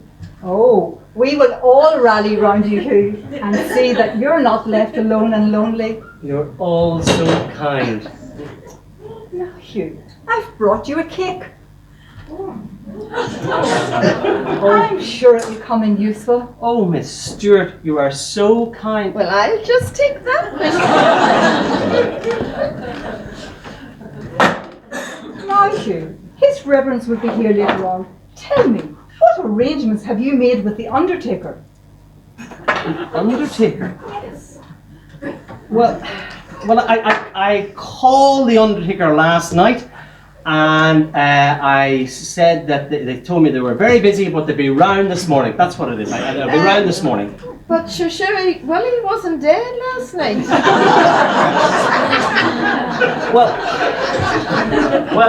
I just wanted to make sure that he was they gave him a bit of warning and put him on the list. Particularly it being so warm, because you know he wouldn't last. Has the doctor been yet, Hugh? No, the doctor hasn't been yet. No. It's just a shock, I think. No? It's just the shock that you have. When did you last have something to eat?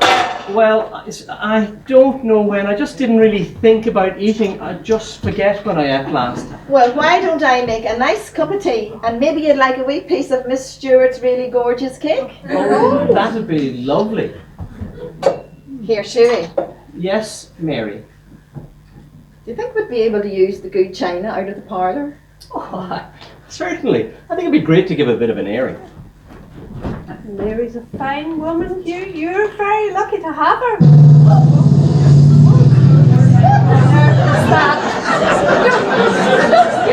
I'll go. You sit down.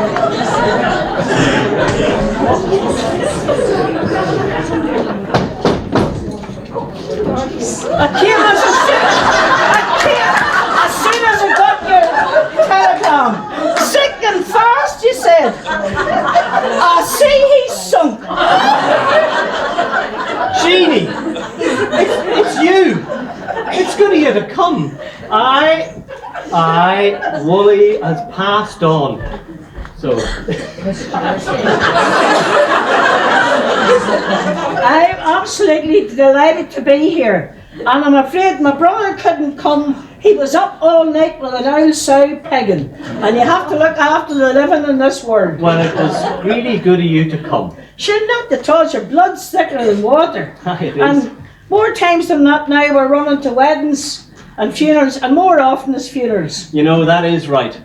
And talking of funerals, I didn't make it to your mother's, but I heard she got a great send-off. Oh, you know, Wooly and me, we miss her terribly. Don't you worry about that Willie fella. I'd say he's keeping your mother company. And from what I heard of him, he's more likely to be shoveling his coal. Don't say that, Gina. I'll not say one thing and think one thing and say another. Sure, for God's sake, when he was young, he couldn't have got on with the devil himself. Ah, now, Jeannie, he wasn't that bad. He was worse than that.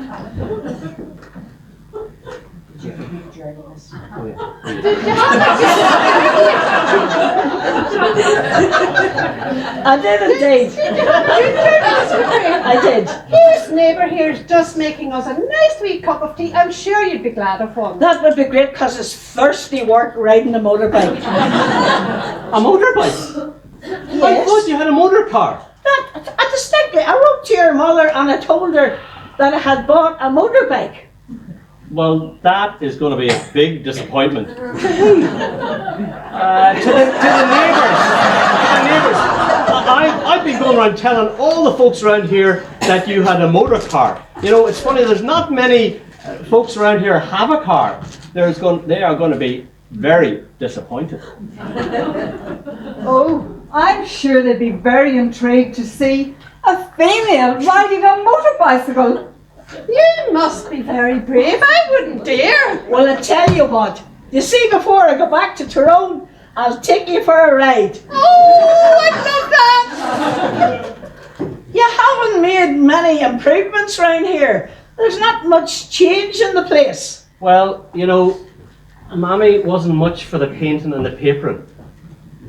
There's not much change in yourself either.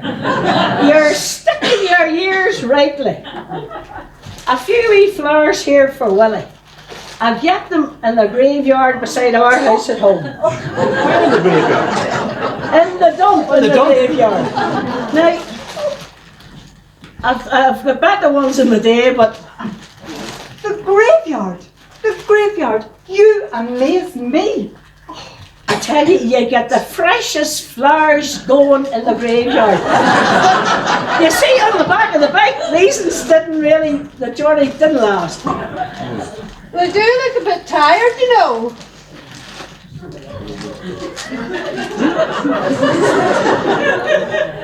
I'll take a wee look at them now.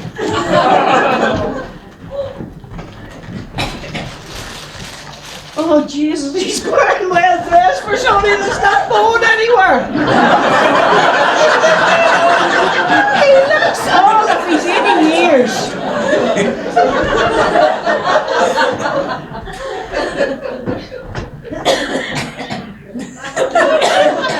You didn't starve him anyway. He's far too fat. I bet you it was that old fat that clogged his heart. And that finished him off. But here, Hughie, to tell you the truth, he's as dear looking as ever he was. Oh, Jeannie, this is Mrs. McLean. Mrs. McLean, this is my cousin Jeannie from Tyrone. Jeannie, I'm pleased to meet And you. me too. You just call me Mary. Well, I'm so pleased that Hughie has a one here to do a few bits for him.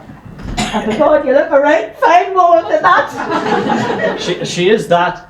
She's a tower of strength. I don't know what I would do without her. Well, I must rush on now that I see you're in good hands. But I'll call back tomorrow. But if there's anything you need or want, be sure and let me know. Oh, I will, Miss Stewart. Thank you for calling by. Are you sure you won't stay for a wee cup of tea for I have it made? No, thank you very much. I've so many calls to make. But goodbye for now. Goodbye, Miss Stewart. And thank you for the cake. Give me a cup of tea. Oh God, maybe now we'll get a wee cup of tea in peace. She means well, but she cramps my style.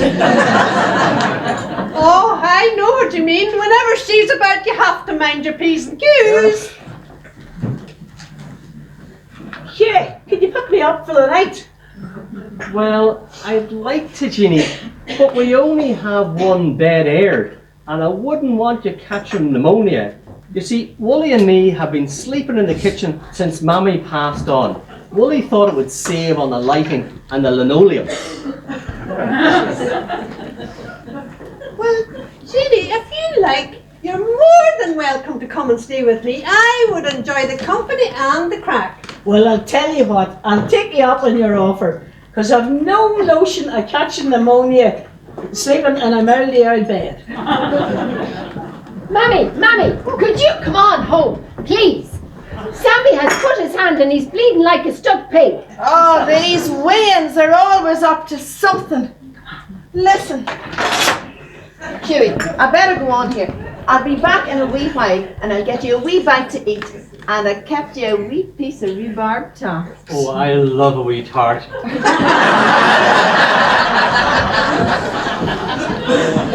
Well, you know, Jeannie, I think we better go too, for I've got quite a few more calls to make. Well, I tell you what, leave your bicycle here. I'll take you in the back of the motorbike and you'll have your calls done in no time. Come on. Oh, I hope it don't fall off. I'll have to hold on tight. You can hold on to me.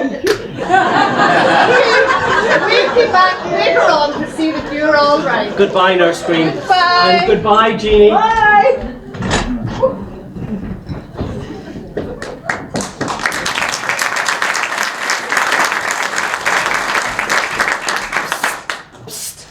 I hope you're satisfied. You'd be picking one of them who would like you and respect you. And which one would you think that would be? Them old bags. I wouldn't touch one of them with a barge pole. Here now, there'll be far more coming to my wake than that. You know, you're making liars out of both of us. And I'll tell you another thing. I've had my eyes open. There's a bit of truth in what they're saying, that I would have a bit of a life if you weren't around. Ah, life. What life is there in you? There's more than a mouse. Here, tie me up again before somebody else comes.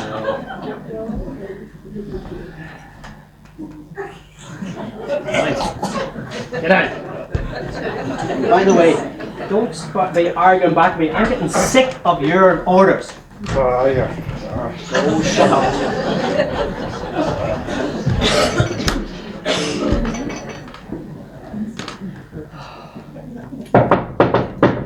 Oh my God. Judy! It's Mary here! It's me! Oh, why had you the door barred? Did you think somebody was going to run away without Willie? No, Mary, I was just trying to get a bit of a nap, and I just didn't want to be disturbed. Oh, well, you sit there now and maybe you can have another wee dose.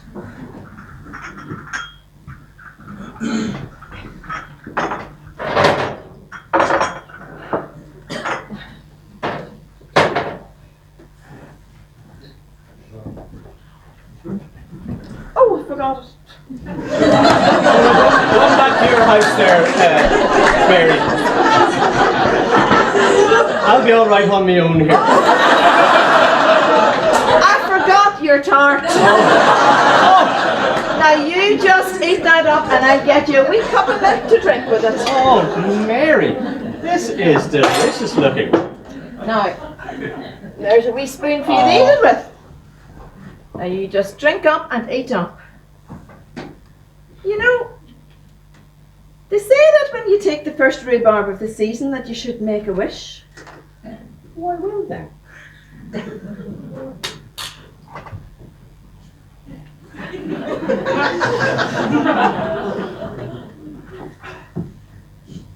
What did you wish for?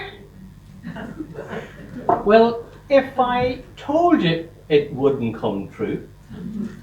But I kind of had two wishes rolled into one. Did you now? Yes, indeed. Well, I better go and get cleared up over here. Do you think there'll be many folk in the night? Well, you know, I don't think there will. But Wally says there'll be loads more coming by. Willie says? Sure, how could Willie say anything when he's lying there as stiff as a board? No. I'm all confused. I was having a nap. I must have dreamt it. More like a nightmare. It's the same as off now, so I'll be all right. You sure you're going to be all right if I clear up? I'll be all right. Okay, I'm okay now. Thanks. Well, I'll just take these here on out.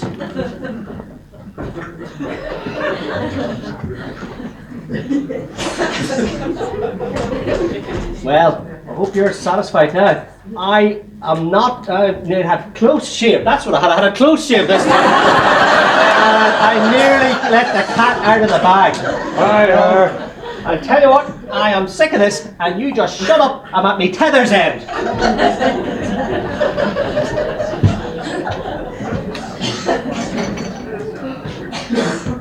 Oh, who is it now? Oh, Hugh, we were so sorry to hear of William's passing. Didn't even know he was ill. Oh, it was a terrible shock, Miss Maguire. Come take a seat there, Mr. Maguire. He looked so well the last time I saw him. What did he die from? Well, it's kind of complicated.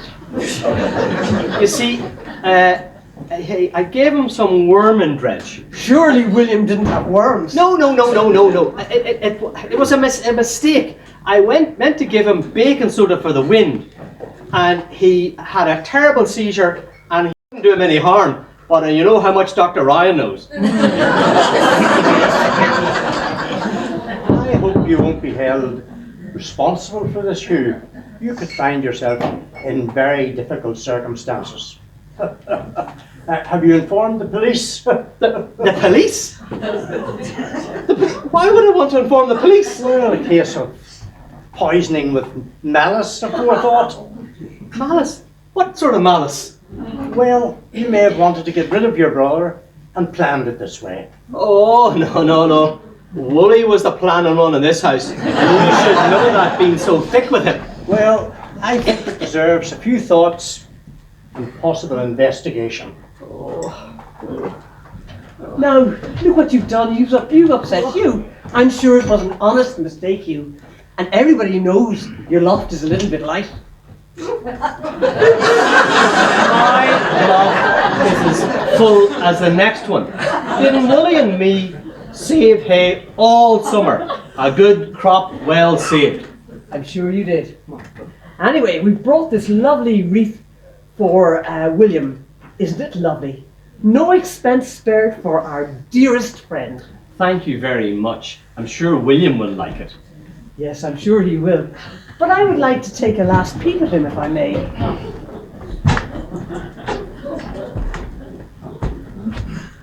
Oh, he looks so lovely.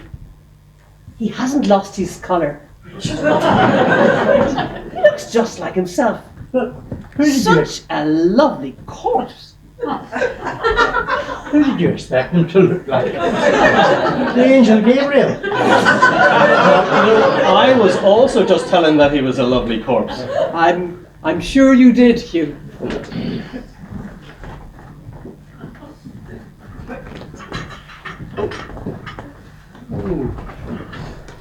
Now, would you like a wee cup of tea, miss?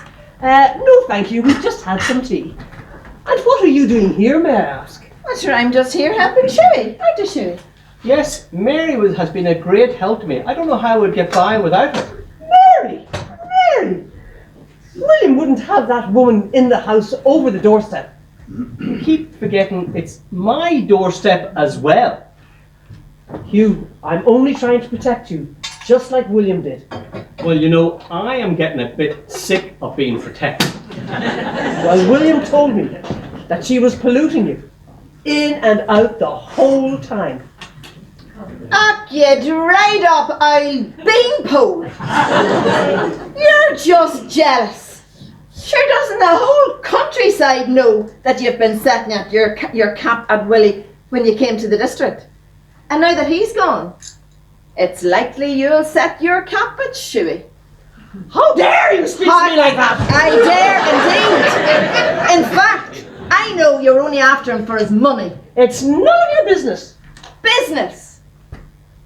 If Mrs. Hamilton was here, you two would not be setting your foot in this house, for she had the measure of the both of you. That's enough now, that's enough. Shut up, your gob, nobody's talking to you. There's a corpse here. I'm sorry. I'm sorry, Hugh. I forgot I was a lady. Some lady. But William was a wealthy man, and you're a wealthy man, so now you must be more wealthy. And you're also the sole heir to your rich aunt in London. Oh, but my aunt got married to a poor widower with 4 children. And as for us being wealthy, sure, we were barely making ends meet, waiting for the pension to come. Oh, Hugh, how can that be? William had loads of investments, and John here was his financial advisor. I advised him regularly, and he trusted me completely. Well, I don't think those stocks and shares went very well, because Willie was telling me that they crashed badly whenever the stock exchange went down. Surely not. Surely not. Indeed, he was in very bad form before he died. Oh dear. Do you think it might be a case for a police investigation? Not at all. Not at all. Well, if that's the way the land lies, it's time I think we get out of here. Come along, John. Oh,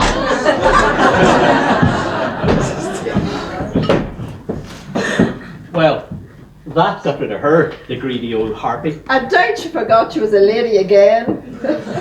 You can't make a silk purse out of a sow's ear. And here, is that right that you lost all your money? That's a desperate shame. And all over the head of them crooks. Look, so what odds? Aren't you still here? And you have your health, and what's your health? And you're with a peace of mind, and you've nothing else to look for. Oh no, that wasn't the case at all. I was just testing her. I always thought she fancied Wooly for his money, but now I'm sure. And you never told me your Aunt Jane was married again? I never did, because she never was. I was just giving her a wee tail another twist. I'll show you whose loft is life. And here, what was all that about the police? Oh, I was just getting back at him. He was threatening me. Who would that be?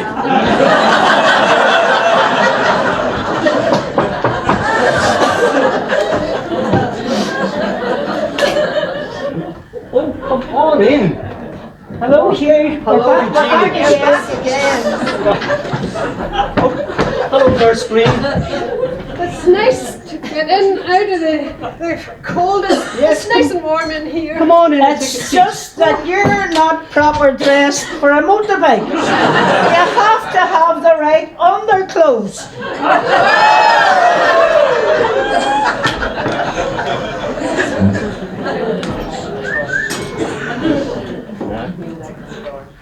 I wouldn't leave the house without my drawers. I can see why not. Has the doctor been here to see you yet? No, Dr. Ryan hasn't been here yet, Nurse Green. And what about the undertaker? Oh, I'm expecting him presently. Well, we better make a few arrangements. Are you expecting many people back after the funeral? I don't think so, Jeannie. Well, you know, Wooly and me hadn't many friends after Mommy passed on. Well, I think then a cup of tea in their hand with a sandwich and a piece of cake would be more than enough. Aye, a cup of tea in the hand's fine, because if there was any cooked food, you'd be up to your oxters in it for weeks. And if there's any sandwiches left over, my wains will read them up. Well, that's it settled. That's what we'll do then. We'll just have the cup of tea. And there's the most of Miss Stewart's gorgeous cake as well. Oh, lovely. And you know what? I'll take an hour off my duties and I'll come and help you make the sandwiches. Okay, I have the place almost read up now. And I'll come in the morning, give it a wee dusting over, and I'll give the floor a wee lick as well. These are all so kind. Yeah, and Hugh, do you know what I was thinking? Willie's more the ship of my brother. And I borrowed this case from Dora, and with your permission, we could take his clothes, and our James would be fairly glad. You should have seen Jeannie riding her motor bicycle with one hand and holding a suitcase in the other, and me holding on to her for dear life. And we were nearly in the ditch about 3 times. Well, I tell you what, the only thing I need to borrow a bit of baling twine of you, Hugh, because I need to secure this good and tight to the motorbike. Maybe we should wait till after the funeral. That would mean I wouldn't be left looking at the clothes. I tell you this, the Quare stuff, they don't make cloth like that anymore. Oh my God. Oh, look at what I got from the misery guts. Oh, what have I got? In the case there tonight. Oh, it's his good watch and chain. That'll be yours now, Shuey.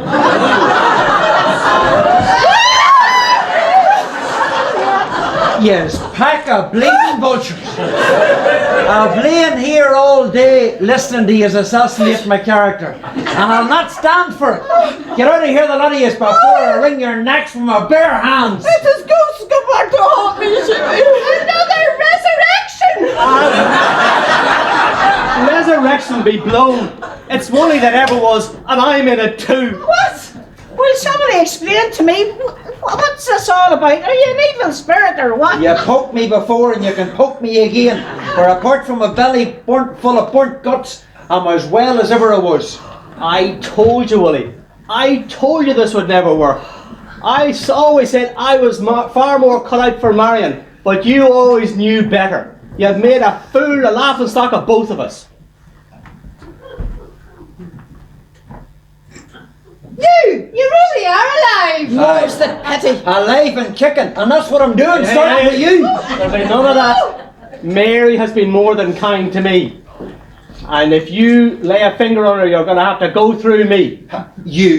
You're nothing but a snivelling wee runt. I could snap your head off for one bite. Well, if you did, you'd have more brains in your belly than you have in your head. I'm for making a few changes around here. Oh, you are, are you? Or maybe I'll be my own boss, will I? Boss? Yeah. You were always hiding behind your mummy's shirt tails. Well, Mummy's gone, and I've had my eyes open. I know what people think about you, and I know what people think about me. And they like me. They're only buttering you up. Well, from now on, I'm just going to make my own decisions. And for one, I'm going to ask Mary to marry me, if she'll have me. Oh, Sherry, I thought you'd never ask. I'm yours just as soon as you want me. You sneaked weasel. You slimy toad. You Judas Iscariot. As I live and breathe, that woman will never set for...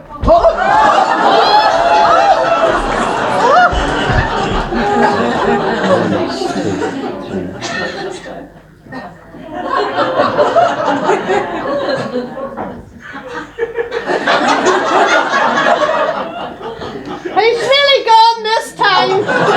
Oh, God help him. He got a Quare Gunk right enough.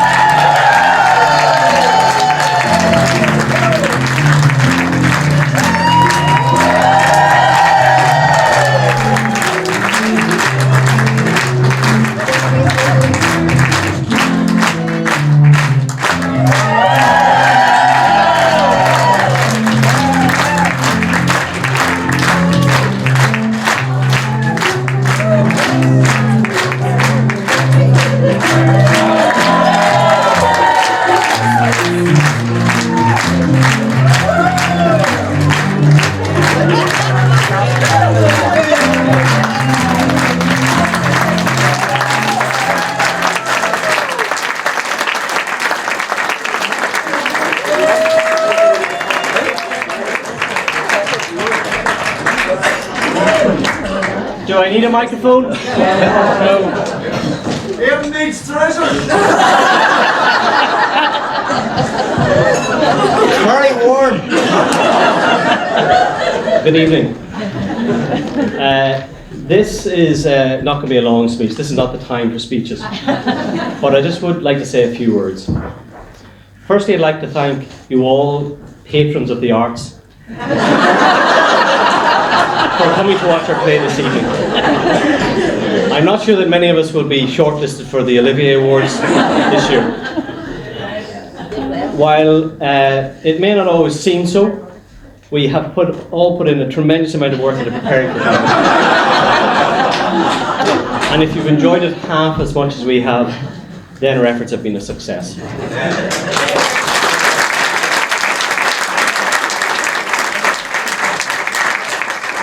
There has been so much effort put in by so many, it's hard to know where to start when it comes to handing out thanks.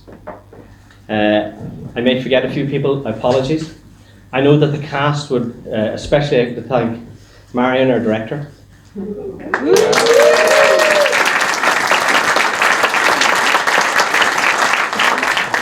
She has been instrumental in getting this play over the line, encouraging us all the time, laying down the law from time to time, but always there for us, building us up and calming us down. She's a star.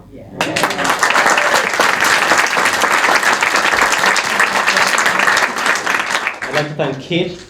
I think you're termed the producer, is that right? And our prompter. Always there when words failed us. And they did fail us quite often, believe you me. I'd like to thank Teresa and Willie for the lighting and sound effects. What an effort. They really helped us so much. To Gabriel and all the club members who helped sort out the seating. We tried to shoehorn as many people in as possible. And I'd like to special thanks to Seamus Parr for the carpet and for Peter Mackin for the wallpaper.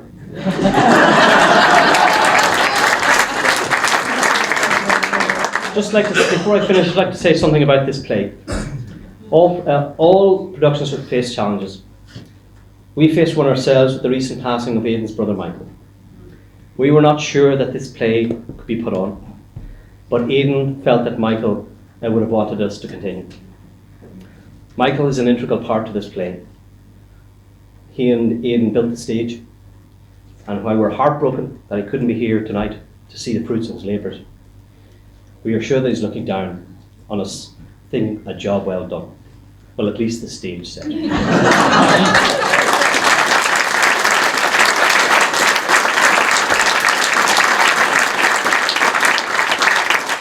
Thank you again for coming to see our play.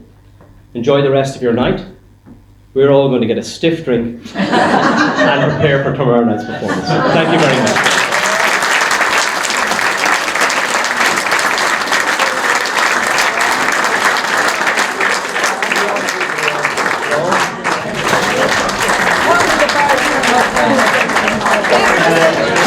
Remind you that the bar's open.